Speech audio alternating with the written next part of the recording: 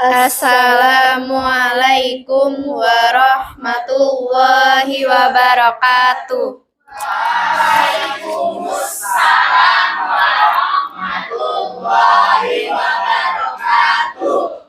Sebelumnya, perkenalkan kami dari SMK Negeri 6 Surabaya, kelas 12 Akuntansi 1.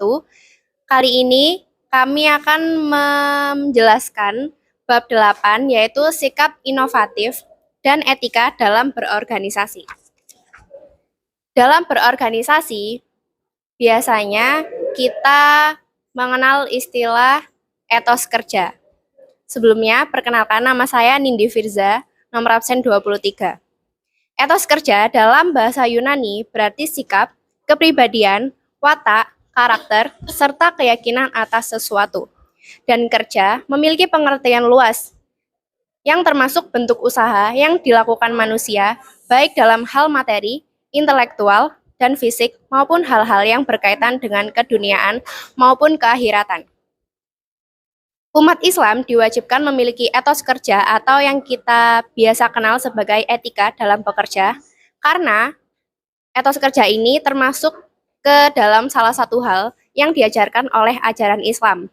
Hal tersebut dapat dibuktikan dengan adanya Quran Surat Al-Qasas ayat 77 sebagai berikut. Perkenalkan, saya Alia Olita Putri Siawan dari absen 1. Saya akan membacakan Quran Surat Al-Qasas ayat 77. A'udzu billahi minasyaitonir rajim. Bismillahirrahmanirrahim. Wabtaghi fima ataqallahu daral akhirata wa la tansa nasibaka minad dunya wala tansa nasibaka minad dunya wa ahsin kama ahsanallahu ilaika wa la tabghil fasada fil ard innallaha la yuhibbul muhsinin. Artinya, dan carilah pahala negeri akhirat dengan apa yang telah dianugerahkan Allah kepadamu. Tetapi janganlah kamu lupakan bagaimana di dunia dan berbuat baiklah kepada orang lain sebagaimana Allah telah berbuat baik kepadamu. Dan janganlah kamu berbuat kerusakan di muka bumi, sesungguhnya Allah tidak menyukai orang yang berbuat kerusakan. Perkenalkan, nama saya Biftania Miranda dari nomor absen 5. Di sini saya akan menyampaikan materi mengenai membiasakan perilaku kerja keras. Rasulullah Shallallahu Alaihi Wasallam memberikan contoh perilaku bekerja keras. Beliau tidak hanya menghabiskan waktu untuk mengingat Allah saja, tetapi bekerja keras berdakwah baik di Mekah maupun di Madinah. Berdasarkan hal tersebut, kita dapat mencontoh Nabi, bahwa kita diperintahkan oleh Allah dan Rasul-Nya untuk membiasakan perilaku bekerja keras. Tidak boleh berimajinasi saja atau bergantung pada orang lain dengan cara meminta-minta. Perintah berkarya untuk mencari rezeki yang halal dinyatakan dalam Al-Quran Surat At-Taubah ayat 105. Allah Subhanahu wa Ta'ala berfirman, A'udzu billahi minasyaitonir rajim. Bismillahirrahmanirrahim. Wa qul i'malu fasayarallahu 'amalakum wa rasuluhu wal mu'minun. Wasaturadduna ila alimil ghaibi wasyahadati fayunabbiukum bima kuntum ta'malun. Artinya, dan katakanlah, bekerjalah kamu, maka Allah dan Rasul-Nya serta orang-orang mukmin akan melihat pekerjaanmu, dan kamu akan dikembalikan kepada Allah yang maha mengetahui yang gaib dan yang nyata. Lalu diberikannya kepada kamu apa yang telah kamu kerjakan. Perkenalkan, nama saya Imelda Lorenza Zambarulan dari nomor absen 8. Di sini saya akan membacakan pengertian inovasi. Secara etimologi, inovasi berasal dari kata Latin innovation yang berarti pembaharuan dan perubahan. Kata kerja innovo berarti memperbarui dan mengubah.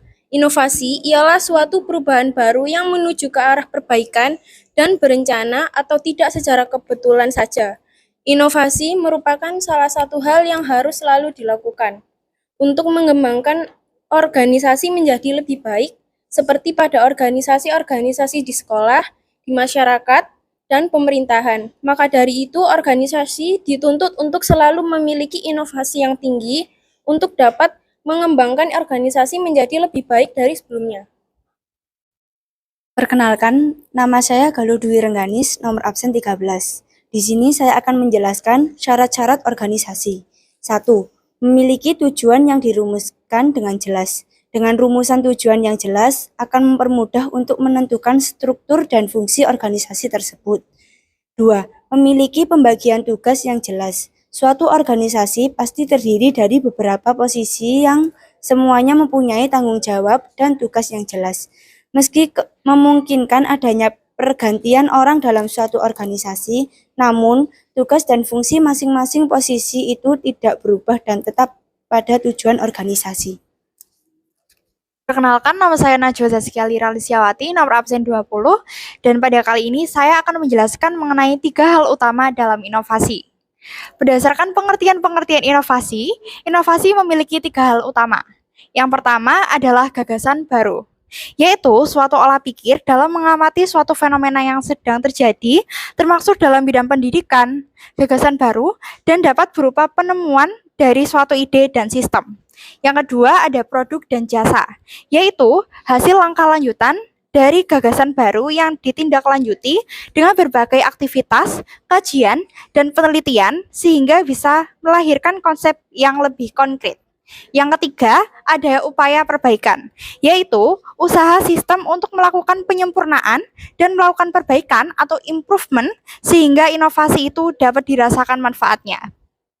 Perkenalkan, nama saya Safira Kalina Mesa Putri dari absen 32. Di sini saya akan menyampaikan ciri-ciri inovasi dalam berorganisasi. Ciri-ciri inovasi dalam organisasi ada 4, yaitu pertama, memiliki kekhasan atau khusus. Artinya suatu inovasi memiliki ciri yang khas dalam arti ide, program, tatanan, sistem, termasuk kemungkinan hasil yang diharapkan. Yang kedua, ciri kebaruan. Artinya suatu inovasi memiliki karakteristik sebagai sebuah karya dan buah pemikiran yang kadarnya orisinalitas dan kebaruan. Yang ketiga, dilaksanakan melalui program yang terencana. Artinya dipersiapkan secara matang dan jelas. Yang keempat, harus memiliki arah yang ingin dicapai, termasuk arah dan strategi untuk mencapai tujuan tersebut. Sekian presentasi dari kami. Mohon maaf bila ada kata yang kurang mengenakan atau ada kesalahan dalam berucap. Terima kasih atas perhatiannya. Assalamualaikum warahmatullahi wabarakatuh. Waalaikumsalam.